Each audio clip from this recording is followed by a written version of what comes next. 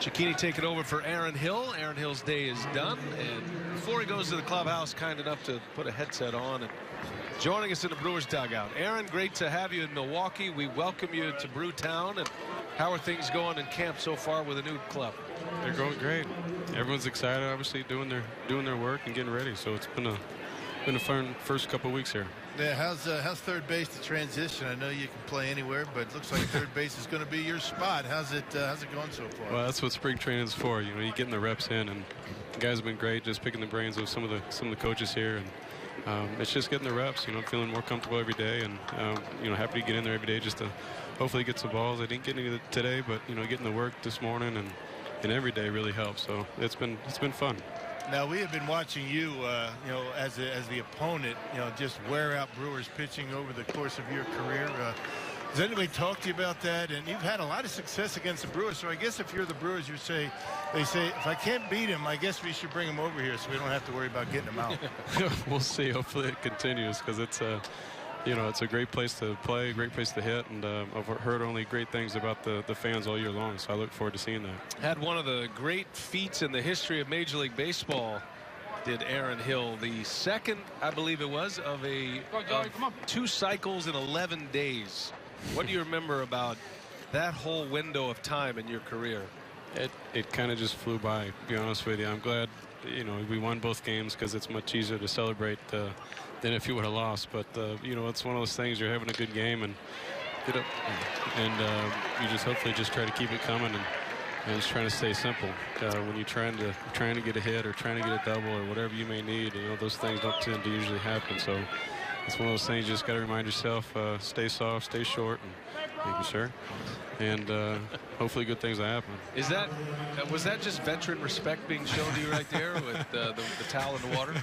I think so. I think there's all kinds of nicknames for me already the first couple weeks. So Give us a couple if you can share on the air. What are we looking at? Grandpa or anything like that? No, not yet. I haven't got the cane in the locker yet. So hopefully got a few more years before that shows up. But it's been sheriff or general or something like that. Okay. Are these young guys? So. Yeah, are these young guys willing to come up to you, pick your brain a little bit, or are they just kind of staying back and wait for you to approach them?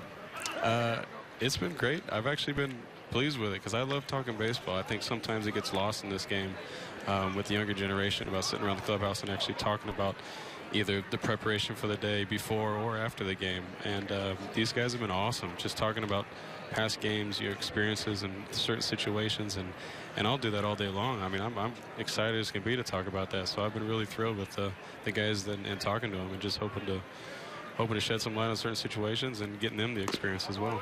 I was talking to Craig Counsell last night, and he mentioned the veteran players that have taken that role, and he mentioned you specifically, and just how great you've been. And look, I know that's probably your personality. We're just getting to know you here, but you know, there are a lot of veteran players in the game that wouldn't take to this mentor role as you have. And what is it about you? What's in your upbringing? You know, who set that standard for you? Why do you do what you do with these young players now?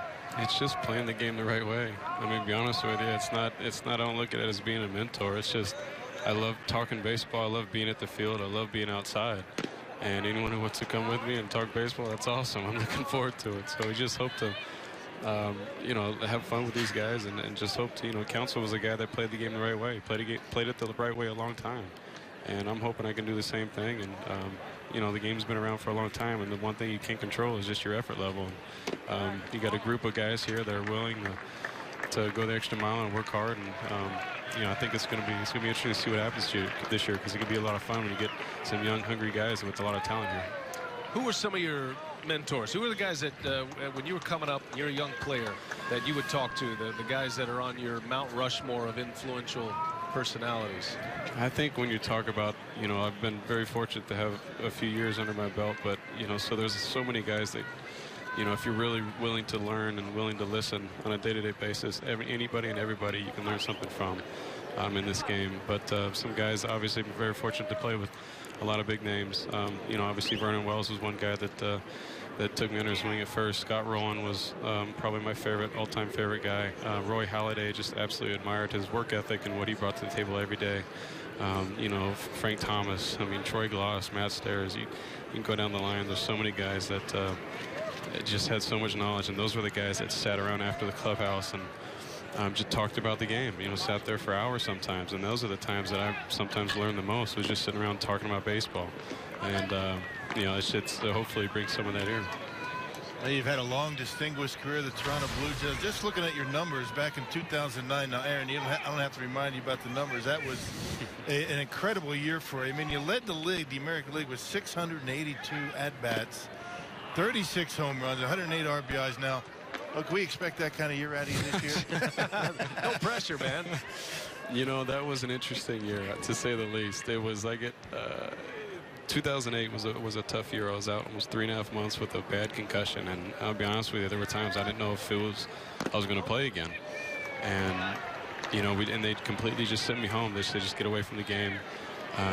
And so it took a couple months. In that off season, I finally started walking and doing things, because anything from light to loud music, I started spinning and have to sit down. It was a rough couple months, and then for me to be able to start working out and doing baseball activities that off season, and one for the Blue Jays to stick with me and give me another shot, it was truly amazing, because that spring training was just, I was just happy I was very humbled, just happy to be in a uniform. And it was amazing, because the year before, I remember I had a lot of, I don't remember how many doubles, but quite a few doubles, and a lot of them, you know, hooking down the third base line in left field. And I remember thinking, if I could just get some backspin on that ball, if I can look and backspin the ball, it would be I might be able to add a couple more homers in my resume.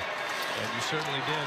Chirinos with a base hit's going to bring in a pair. Broxton fumbles with it in center field, but Chirinos with a 2 RBI single, and that'll give the Rangers a 5-3 lead.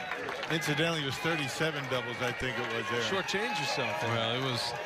I just remember, as far as the 36 homers you guys mentioned, it got made fun of a lot, because if you go back and look, about 30 of them the left fielder are jumping for. But I'll take every one of them. I didn't look it up. I just know your history by heart. Right. You've been studying your statistics. Well, Aaron, you're a great asset to any organization. We're glad to have you with the Brewers, and by all accounts, man, you're everything that folks thought you would be, and we hope that you have a great year this year. We're going to love watching you play every day at Miller Park. Thanks for your time today. Excited to be here. Thanks, guys. I appreciate it. That's Aaron Hill, and he'll play third base for the Brewers.